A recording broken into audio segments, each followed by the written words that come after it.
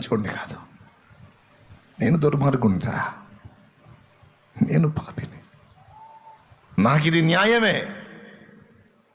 ఎందుకంటే నేను ఆయన గాయపరిచా, ఆయనకి నచ్చని పని చేశాను. నేను ఒక నిరపరాధిని చంపి, ఒక నిరపరాధి హత్యా నేరాన్ని మూటగట్టుకున్న దుర్మార్గుండ్రా నేను.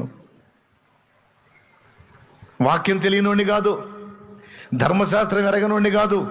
నాకు వాక్యం తెలుసు, ధర్మశాస్త్రం తెలుసు. దీవారాత్రాలు చదివినోడిని, చదవండర్రా అని మీలాంటి వాళ్ళకి బోధించినోడిని. కానీ నేను ఇలాంటి కార్యం చేశాను. ఒక నిరపరాధి రక్తాన్ని మూటగట్టుకున్నాను రా నేను. దావీదు హృదయ బాధ అది. నాకు దేవుడు తగిన శాస్త్ర చేశాడు రా, నాకు ఇది న్యాయమే. తిట్టనియండి రా, తిట్టనియండి రా, శపించనియండి రా. దేవుడు సెలవీయకుండా ఎవడ్రా నన్నని బతికేది. ఒక రాత్రి తెల్లవారేసరికి చచ్చాడు కదరా నాబాలు. నేను దావీదుకు సాయం చేయనట్లు దావీదు ఎవడు అన్నందుకు చచ్చిపోయాడు కదరా. ఒక్కరోజు రాత్రి తెల్లవారేసరికి మొత్తాడు కదరా నా దేవుడు నన్ను ఎవడు అన్నందుకు. మరి వీడు ఇన్నేసి మాట్లాడంటే బతికున్నాడంటే కారణం ఆయనే సెలవిచ్చాడు రా దావీదును శపించమని. ఎందుకు? దావీదు మంచోడు కాదు. ఒరే మీ రాజు మంచోడు కాదురా, మీ రాజు మంచోడు కాదు, తిట్టనేంట్రా. అహం విరిగిపోయింది. ఇప్పుడు ఆ అవమానాలు, ఆ దూషణలు కూడా దావీదుని గాయపరచట్లేదు కదా, అది న్యాయమే అనిపిస్తున్నాయి.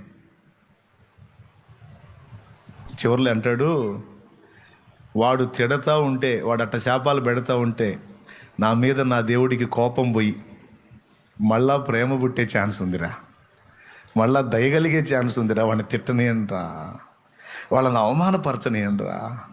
వాళ్ళు అవమానపరుస్తూ ఉంటే ఆయన బిడ్డనైన నన్ను, తన ప్రియమైన బిడ్డనైన నన్ను వాళ్ళు ఇట్లా దూషిస్తా, ద్వేషిస్తా, చండాలంగా మాట్లాడుతూ అవమానపరుస్తూ ఉంటే నా దేవుడికి ఒకవేళ నా మీద కనికరం వస్తే ఏం జరిగిందో తెలుసా? మళ్ళా తీసుకెళ్ళి నన్ను సింహాసనం ఎక్కిస్తాడా. నేను తిరిగి సింహాసనం ఎక్కునట్లు వారిని తిట్టనియండి, తిట్టే వాళ్ళని తిట్టనియండి, ప్రచారం చేసుకునే వాళ్ళు చేసుకొనియండి, దూషించే వాళ్ళని దూషించనియండి. నాకేమి ఇబ్బంది లేదు, నాకేమి అహం నొచ్చుకోవట్లా. నా అహం విరిగిపోయింది. యెహోవా నా శ్రమను లక్ష్య పెట్టునేమో, వాడు పలికిన శాపమునకు బదులుగా యెహోవా నాకు మేలు చేయునేమో. మీరెందుకురా నాకు వచ్చే ధన్యత పోగొడతారు? వాడు ఫ్రీగా తిట్టి పెడుతుంటే నన్ను.